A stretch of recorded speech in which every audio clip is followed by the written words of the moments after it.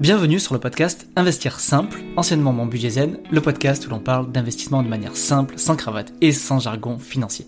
Je suis Thomas Creton, investisseur touche à tout depuis bientôt 10 ans et conseiller en investissement financier indépendant, agréé par l'AMF. Dans ce podcast, seul ou avec mes invités, on va décrypter tout type d'investissement sans langue de bois pour renforcer ton éducation financière et te pousser à passer à l'action. Dans la description, tu trouveras tous les liens pour démarrer gratuitement ou pour découvrir mes programmes d'accompagnement. Si tu veux encore plus de contenu inédit, n'oublie pas de me retrouver dans mes mails privés du lundi matin ou sur Instagram.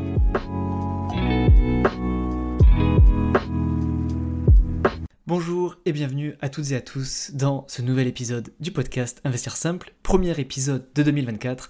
J'espère que vous avez passé de joyeuses fêtes, une bonne année, un bon Noël, et on va commencer cette année avec un épisode vraiment pratique, un épisode en solo où je vais clairement te dire comment tu peux passer à l'action pour ce début d'année et comment tu vas pouvoir mettre en place une allocation de 500 € par mois. Je vais prendre l'exemple de quelqu'un qui peut épargner 500 € par mois et on va vraiment voir 3 cas pratiques de comment tu peux placer cet argent aujourd'hui. Donc concrètement, dans cet épisode, il va être découpé plus ou moins en 3 parties. On va poser les bases en disant quels sont les prérequis, quelles sont les bases à avoir avant de mettre en place ça, et je vais aussi dire quel profil type d'épargnant sur lequel je vais me baser. Parce qu'évidemment, ce n'est pas un conseil d'investissement ce que je vais raconter dans cet épisode, ça doit être propre à chacun, mais je vais essayer de donner des grandes règles générales qui peuvent être appliquées ou du moins qui peut parler à la majorité d'entre vous. Parce que après avoir accompagné des dizaines de clients en conseil d'investissement, je me rends compte quand même qu'il y a une majorité des clients qui se ressemblent et l'idée c'est de montrer un peu une façon globale de faire ou du moins une façon de penser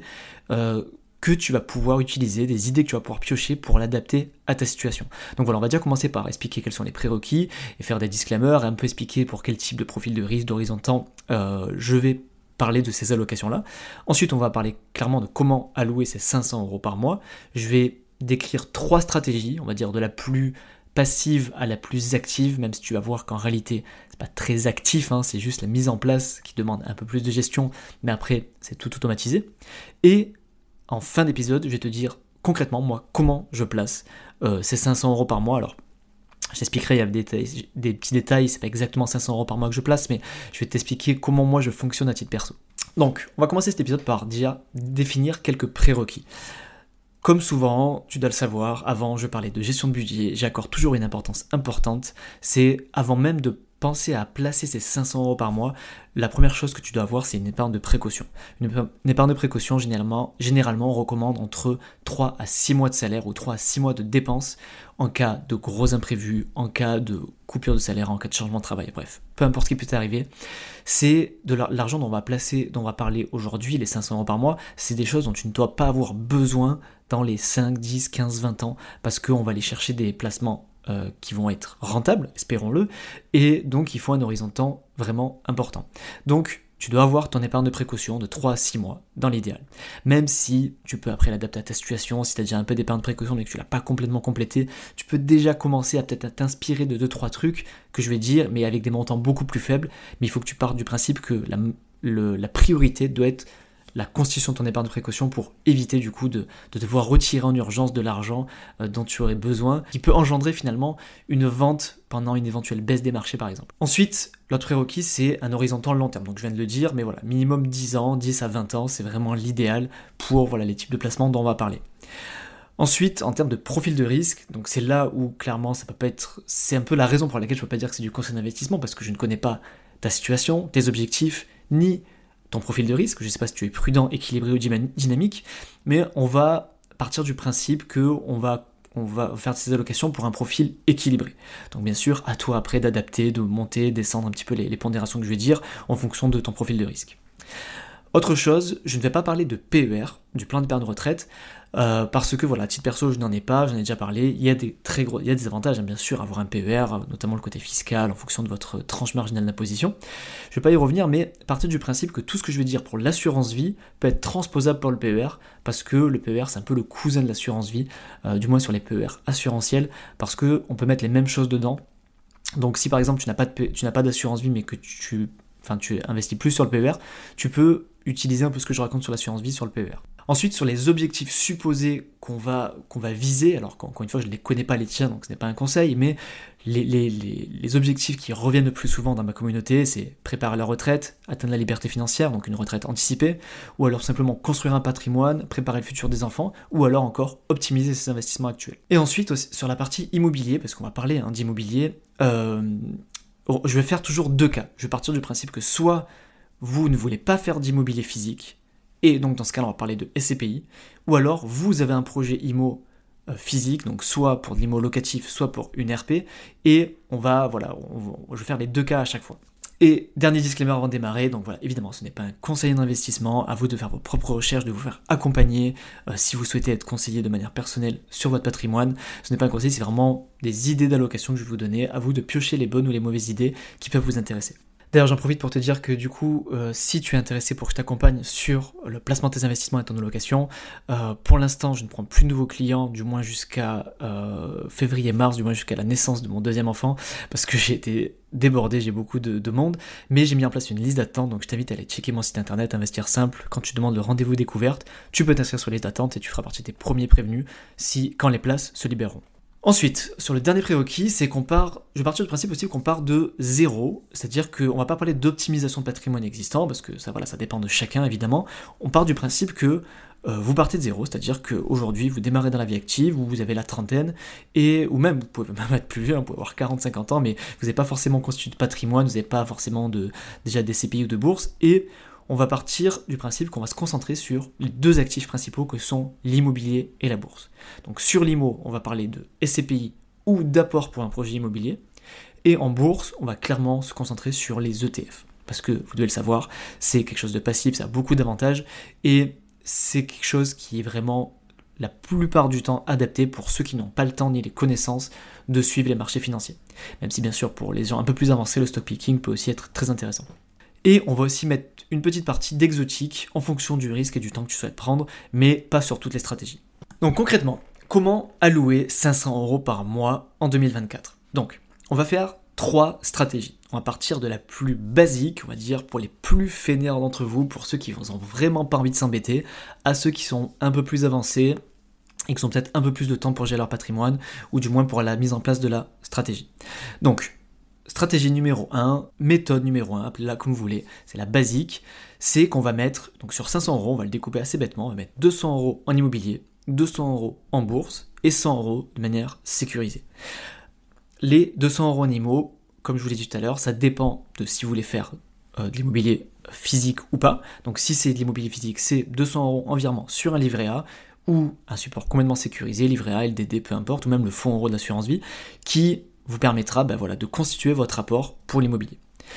Ensuite, si il n'y a pas de projet immobilier, les 200 €, vous pouvez aller les mettre en SCPI sur assurance vie, avec une assurance vie bien sûr qui reverse 100% des loyers, donc il n'y en a pas beaucoup aujourd'hui, donc faites très attention à ça.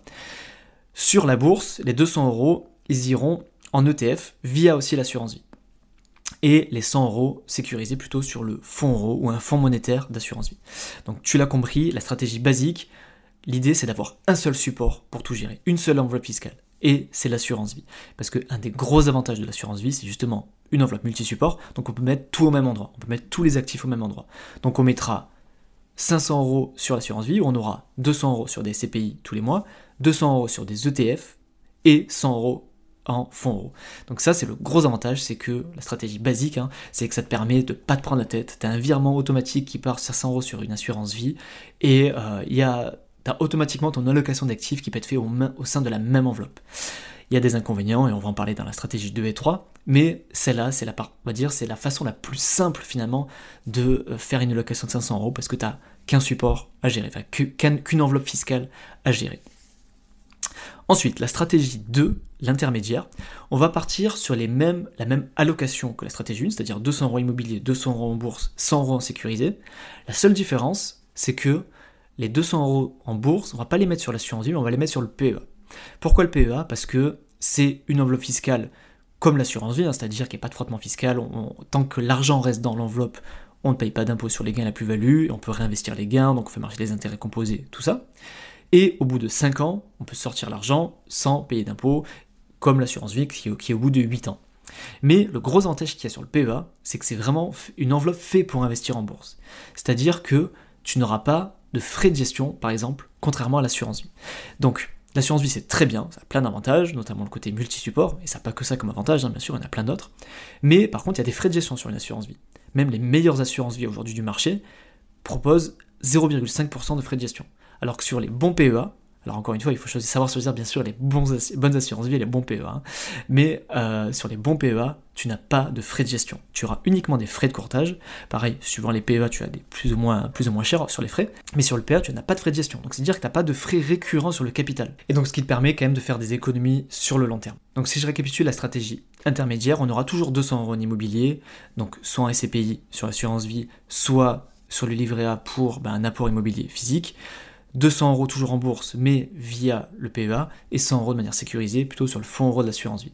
Donc là, finalement, en termes de virement, en termes d'allocation de ces 500 €, il y aura un virement qui part de 300 € sur l'assurance vie, et sur cette assurance vie, 200 € SCPI, 100 € en fonds euro, et 200 € qui partent sur le PEA, qui iront sur une stratégie d'ETF, par exemple.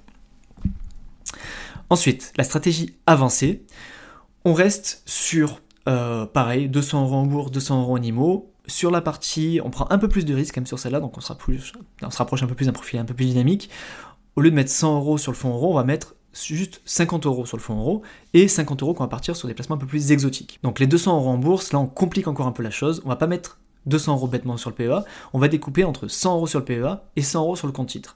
100 € sur le PEA, où on va plutôt privilégier les ETF indiciels, les ETF les plus courants, ceux qui sont du moins répertoriés sur le PEA, et on ira sur le compte titre pour aller chercher des ETF peut-être un peu plus exotiques et potentiellement plus performants, comme des ETF Smart Beta, des ETF thématiques, et éventuellement même du stock picking sur des actions américaines.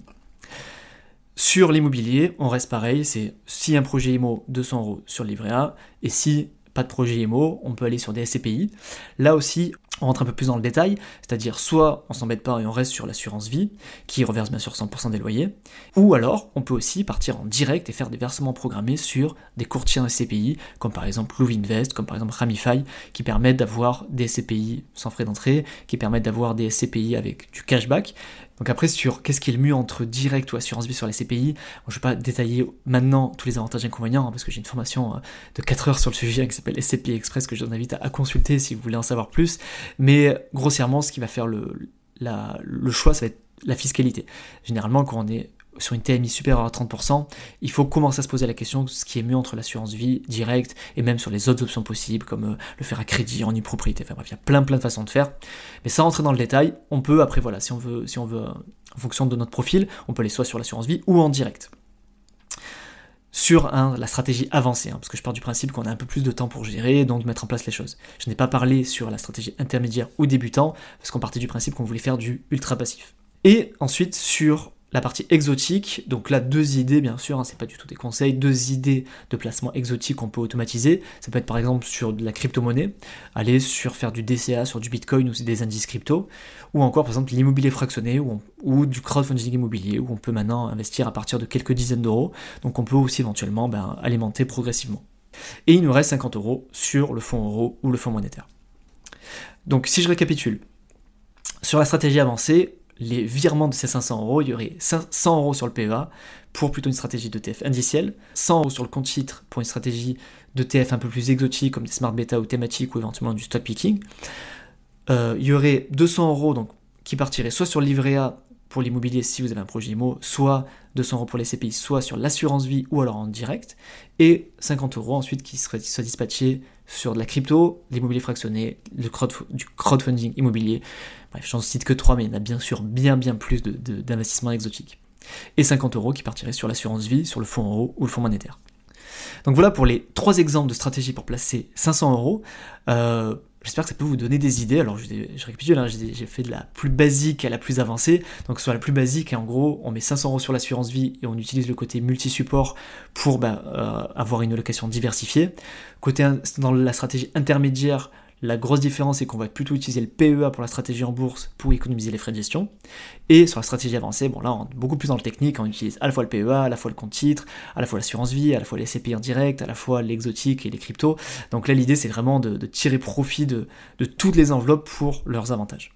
Donc pour terminer cet épisode, je vais te dire un petit peu comment je fais mon allocation. Alors, en réalité, moi j'ai pas 500 € par mois, j'ai un petit peu plus, mais pour simplifier les choses, j'ai fait une règle de 3 pour dire comme si j'avais 500 € pour simplifier les choses et pour que ce soit cohérent avec l'épisode. Sachant que moi j'ai un profil de risque pas équilibré mais plutôt dynamique, donc ce qui fait que ce n'est pas exactement les mêmes pondérations sur les actifs, parce que j'ai une plus forte exposition sur les actifs un peu plus risqués, notamment les actions et les cryptos.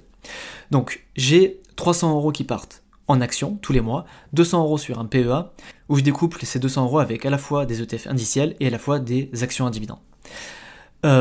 Sur ces 300 €, donc il y en a 200 € qui partent sur le PEA et 100 € sur le compte titre, où je vais aller plutôt sur des ETF Smart Beta et des actions à dividendes, plutôt avec une stratégie actions à dividendes US qui mixe la stratégie dividende et qualité. J'ai 100 € qui partent en immobilier sur l'assurance vie pour les SCPI. Alors, petit détail aussi que je tiens à vous préciser, que j'ai oublié de dire avant, c'est que les bonnes assurances vie où on peut investir en SCPI, on ne peut pas automatiser l'investissement en SCPI. Comme beaucoup d'assurances vie, on peut pas automatiser l'investissement en ETF. Ce que je fais, c'est que j'alimente mon fonds euro tous les mois avec une certaine somme, et tous les 3-6 mois, je fais un arbitrage pour investir en SCPI. Voilà. Grossièrement, c'est ma stratégie pour, parce que je ne peux pas le faire en automatique sur certaines assurances vie. Du moins, aujourd'hui, on ne peut pas le faire. Ensuite, j'ai 50 € qui partent en crypto-monnaie, donc avec des stratégies liées à les crypto-monnaies, notamment sur les grosses cryptos et sur des indices crypto aussi. Et j'ai 50 € aussi après qui partent sur d'autres types d'investissements exotiques. Donc, je ne vais pas forcément vous les citer parce qu'il y en a beaucoup que je teste aussi à titre perso. Donc, avant de les citer, je préfère les tester avant de vous en parler. J'ai un bonus aussi, parce que ça c'est du coup ma partie placement automatique qui part sur les placements financiers, mais je risque de t'en reparler dans l'année. On va de nouveau être finançable avec ma conjointe, donc on va pouvoir enfin refaire un projet immobilier. Et alors ça va être soit un immeuble de rapport, soit une résidence principale qu'on va mixer avec du logement locatif. Et pour ça, du coup, on est en train de préparer un apport parce qu'on sait que les conditions de financement sont un peu plus compliquées aujourd'hui. Et on va dire, on s'en fout, nous, du taux. On va pas attendre que les taux rebaissent pour passer à l'action. Dans tous les cas, on achètera. Enfin, si on est finançable, en tout cas, on achètera. Et pour ça, du coup, on est en train de mettre un apport de côté. Et pour ça, du coup, j'ai distingué de ce que je t'ai expliqué là de l'apport IMO parce que aujourd'hui, j'ai mon dernier investissement que j'ai fait donc en 2022 sur l'appartement d'Avignon, qui est une coloc et qui est mon investissement le plus rentable aujourd'hui, qui me génère un loyer de 1140 € et un cash flow de 800 € aujourd'hui parce que je suis en différé de crédit et je serai à 400 € de cash flow quand le crédit reprendra. Et le crédit va reprendre là en février. Donc ce qui fait que pendant 2 ans, on a eu 1100 € de loyer tous les mois avec 200-300 € de charges, ce qui nous faisait épargner quand même 800 € par mois. Et ces 800 € par mois, on les épargnait sur nos livrets, donc des livrets quand même boostés à 3%, parce que c'est pour là tout de suite, là, on va les utiliser. Donc on a épargné quasiment 1000 € par mois pour notre projet IMO qui nous servira donc d'apport pour notre prochaine résidence principale ou éventuellement un immeuble de rapport. Donc on ne sait pas encore trop le projet qu'on va faire, mais je vous partagerai ça quand ce sera un peu plus concret. Donc voilà pour cet épisode comment placer 500 € par mois en 2024. J'espère qu'il vous a plu. Donc c'était un épisode très pratico-pratique, mais je pense que c'est important pour se motiver pour le début d'année. Donc voilà, je vous souhaite une très bonne journée, soirée, où que vous soyez, et puis je vous dis à la semaine prochaine pour un nouvel épisode. Merci à toi d'avoir écouté cet épisode jusqu'au bout. Si tu as bien aimé, je t'invite à faire 2 petites choses. La première, c'est de t'abonner à ce podcast pour être sûr de ne pas rater les prochains épisodes. Et ensuite, de mettre un petit commentaire 5 étoiles sur Apple Podcast ou Spotify. Ça m'aide énormément pour rendre le podcast plus visible et pour inviter donc des invités de plus en plus prestigieux. N'oublie pas aussi d'aller regarder dans la description tous les liens que je propose, que ce soit pour mes programmes ou pour le contenu gratuit.